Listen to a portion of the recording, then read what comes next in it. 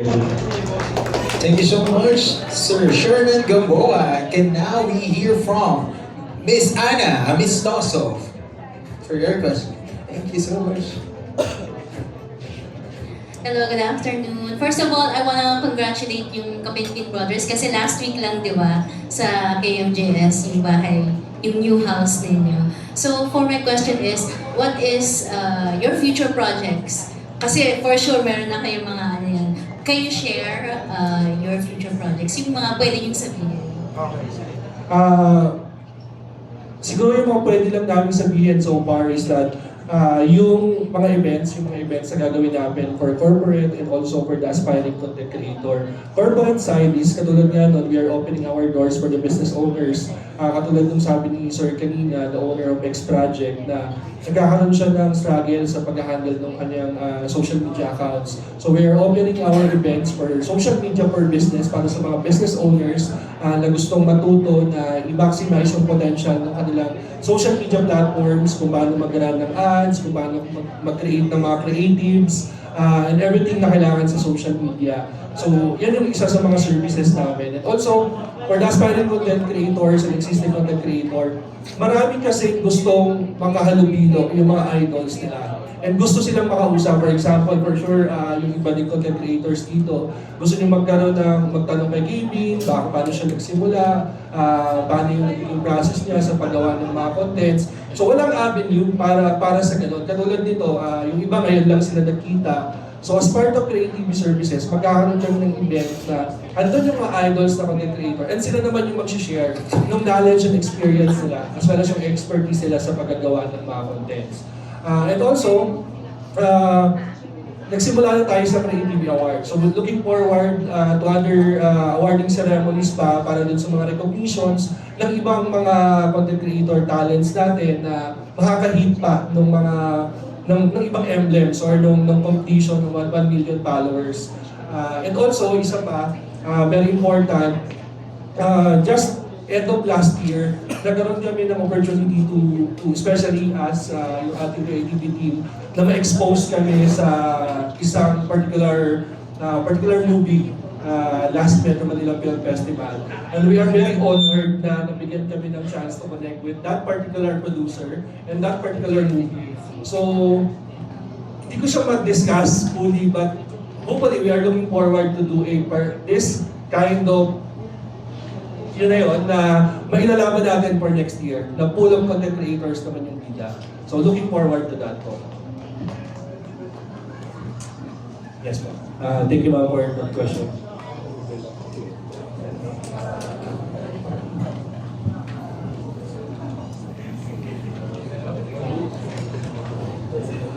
Thank you so much for that. Can we hear the question of Chelly?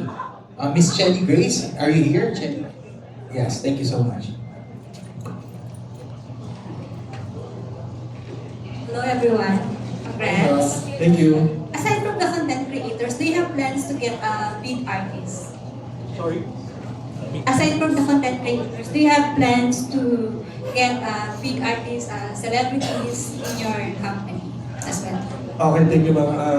Isang magandang question yan because as of the moment, for influencers or content creators na kami, kung makikita nyo, may isang opportunity lang na this particular big star na nasa entertainment or artist na nag-join sa amin. It's because first, freelance kasi siya, so wala siyang other management na connection with.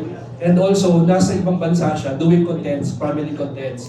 So, madaling mabenta yung mga possible contents niya sa mga brands or yung mga brand collaboration.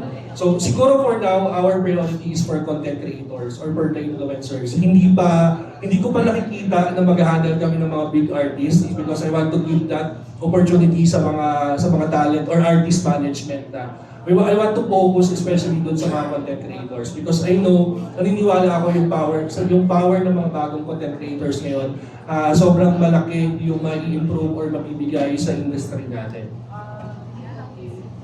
Thank you. Thank you so much, Miss Chelly. Now we have some questions from ABS-CBN, and this is addressed to questions for Kapinpin Brothers. Okay, for Gavin. Sir Gavin, question number 1. So number 1 pa lang. Okay, ano yung reasons and sinong nag-encourage sa'yo? Bakit ka nag-venture sa ganitong klaseng business this 2024? Si Gong TV po.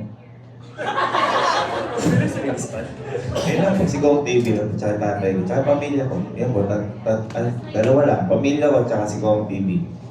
Kasi di naman po siya magsisimula kapag wala kang tinitingala. Parang yung sa sarili mo lang. Parang, syempre, kailangan mo din ng inspiration para mas umangat or para mas atakin yung sarili mo, gano'n. And nakita ko po yung una, yung strength ko, yung pamilya ko, then yung inspiration ko sa ginagawa ko, si Sir Gong TV. Kaya parang nahahawa ko sa mindset ng pinapanood ko.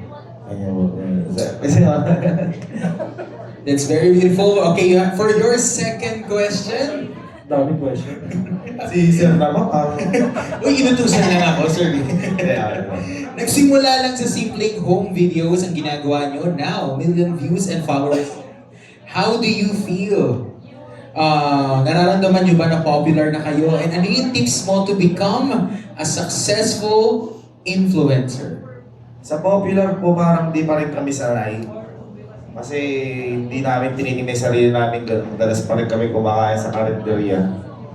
And hindi kasi siya parang kapag normal kang tao, hindi ka naman nag-audition ng bata sa mga channel, mga Going Pulilit. Parang hindi mo naman makikita yung sarili mo magiging artista ako, mga gano'n. Ayun, lumalabas pa rin yung bahay, nakahubad.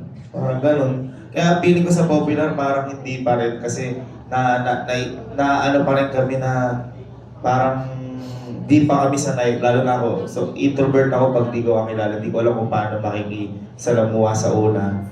Tapos kung paano maging success, hindi ko alam kasi kung success yung ginawa ko ngayon.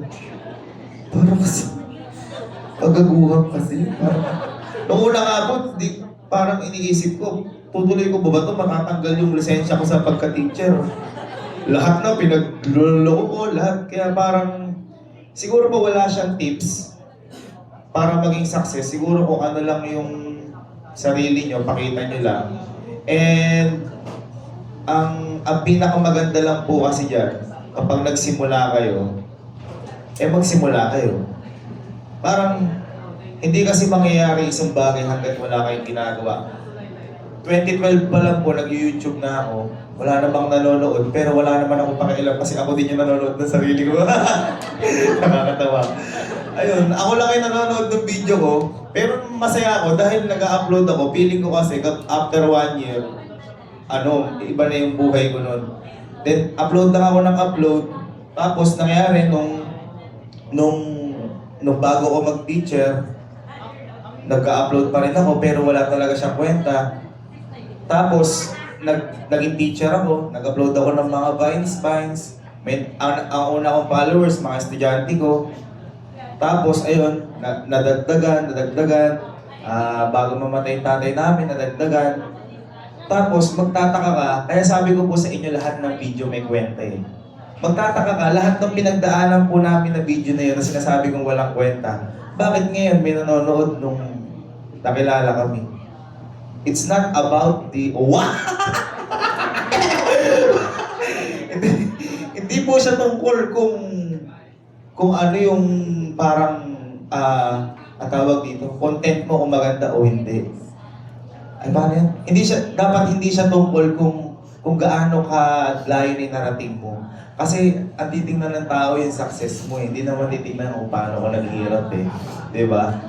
Tapos nagtaka ko nun, yung mga video ko na naliligo ako ng kanal, ba't pinapanood nila ngayon? Sabi ko, kailangan lang talaga ituloy mo kung ano yung gusto mong ginagawa mo hanggang mapansin ka. Kasi hindi naman po lahat ng tao magugustuhan kayo eh. Siyempre sa amin din, may hindi kami nagugustuhan.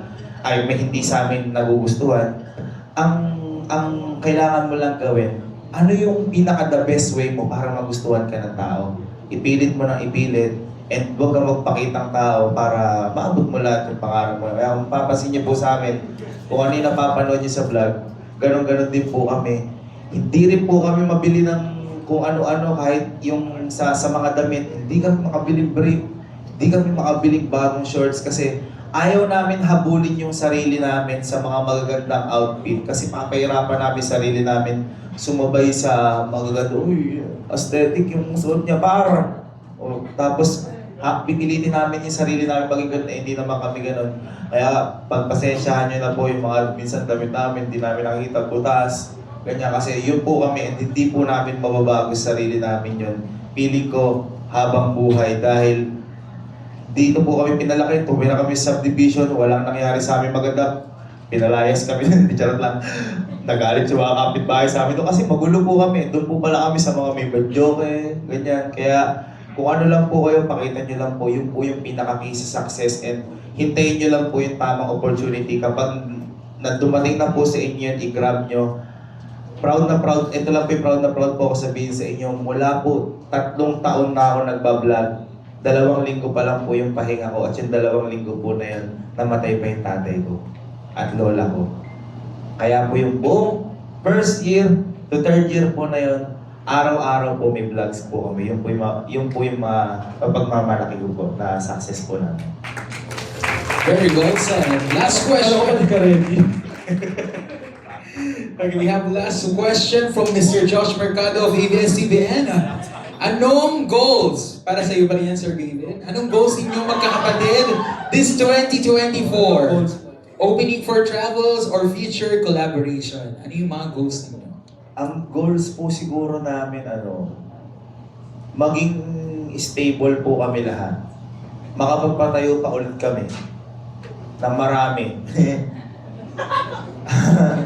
Makapagpatayo pa ulit kami ng bahay na magkakasama kami doon at doon na nabibisyon namin yung magkakasama na yung bawat pamilya ko, pamilya ni Ana, ni Kelsey, tapos lahat ng tropa ko na doon. Talagang magsama-sama na kami doon and maging stable business, mga ganyan. Yun po yung mga plans namin. Oo nga, no? Thank you. Thank you so much. And now we would like